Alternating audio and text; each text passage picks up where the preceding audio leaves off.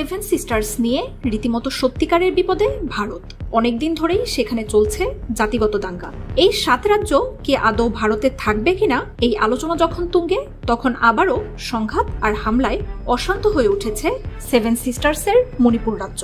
প্রায় 1.5 বছর ধরে জাতিগত সংঘাতে উত্তাল শেষে তুলনামূলক শান্ত থাকলেও এক সপ্তাহে পরিস্থিতি আবার তলানিতে গিয়ে ঠেকেছে। এবার রীতিমতো ড্রোন এবং ক্ষেপণাস্ত্রের মতো হামলার ঘটনা ঘটছে। চোখের ঘুম হারাম হয়ে গেছে রাজ্যটির আইন শৃঙ্খলা বাহিনীর। একে জঙ্গি হামলা বলে অভিহিত করেছে সেখানকার প্রশাসন।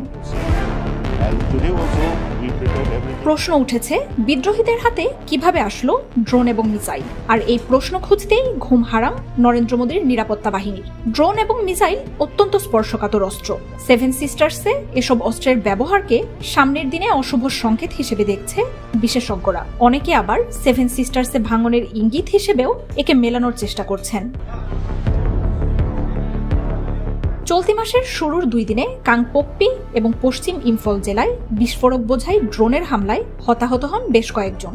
আরও কয়েক জায়গায় হয় ড্রোন হামলা। তবে আতঙ্ক ছড়াচ্ছে বিদ্রোহীদের হাতে আসা নতুন ক্ষেপণাস্ত্র প্রযুক্তি। স্থানীয়ভাবে পরিবর্তন এনে নিজেদের তৈরি লঞ্চারে ছোড়া হচ্ছে দূরপাল্লার এসব ক্ষেপণাস্ত্র।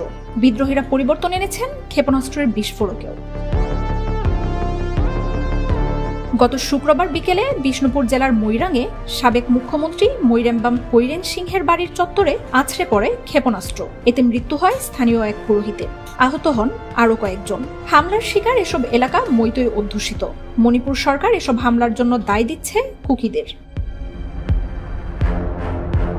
মৈতেইরা দাবিও করছে কুকিরাই এসব ক্ষেপণাস্ত্র ছুড়েছে। পুলিশের দাবি, স্থানীয়ভাবে তৈরি হলেও উন্নত প্রযুক্তির এই ক্ষেপণাস্ত্র 3 কিলোমিটার পথ পাড়ি দিয়ে আঘাত হানতে পারে। তবে কুকিদের পাল্টা দাবি, মেইতেই সশস্ত্র বাহিনী আরামবাই টেঙ্গলের যোদ্ধাদের ছোড়া ক্ষেপণাস্ত্র লক্ষ্যভ্রষ্ট হয়েই মেইতেই এলাকায় আছড়ে পড়ে।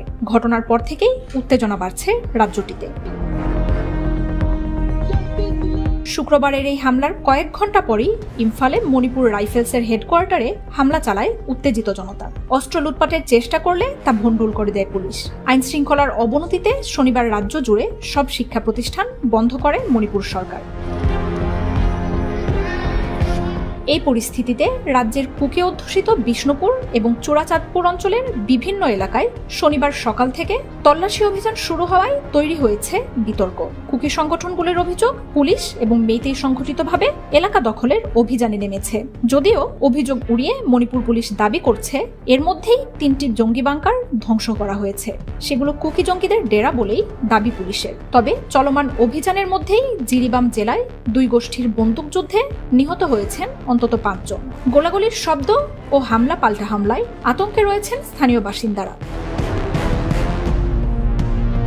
2023 সালে মণিপুর হাইকোর্ট মেইতেই জনগোষ্ঠীকে তফসিলি জাতির মর্যাদা দেওয়ার বিষয়টি রাজ্য সরকারকে বিবেচনা করার নির্দেশ দিয়েছিল। এরপরেই কুকি সহ স্থানীয় বেশ কয়েকটি গোষ্ঠী এই সিদ্ধান্তের বিরোধিতায় পথে নামে। আর সেই ঘটনা থেকেই সংঘাতের সূচনা। মণিপুরের আদিবাসিন্দা হিন্দু ধর্মাবলম্বী মেইতেই জনগোষ্ঠীর সঙ্গে কুকি জো সহ কয়েকটি তফসিলি জনজাতি সম্প্রদায়ের সংঘর্ষে এখনো পর্যন্ত প্রায় 200 মানুষের মৃত্যু হয়েছে। ঘরছাড়া হয়েছেন প্রায় 60,000 বাসিন্দা। পরবর্তী সময়ে ইম্ফল হাইকোর্ট ওই বিতর্কিত নির্দেশ প্রত্যাহার করলেও শান্তি ফেরেনি উত্তর পূর্বাঞ্চলের ওই রাজ্যে। কারণ কুকিদের মনে তৈরি হয়েছে নতুন আশঙ্কা। মূলত সমতল এলাকার বাসিন্দা মেইতেইরা মণিপুরের বৃহত্তম জনগোষ্ঠী। অন্যদিকে কুকি, অঙ্গামি, লুসাই, নাগা, থারোয়াসের মতো প্রায় 30টি গোষ্ঠীর বাস পাহাড়ি এলাকায়। কুকিদের অভিযোগ, সহিংসতা দমনের অজুহাতে মেইতেই প্রভাবিত পুলিশ ও প্রশাসনের সহায়তায় ধীরে ধীরে পাহাড়ি এলাকায় জনজাতিদের জমি দখলের অভিযান শুরু করা হচ্ছে। মার্জিয়া উপমা, 71।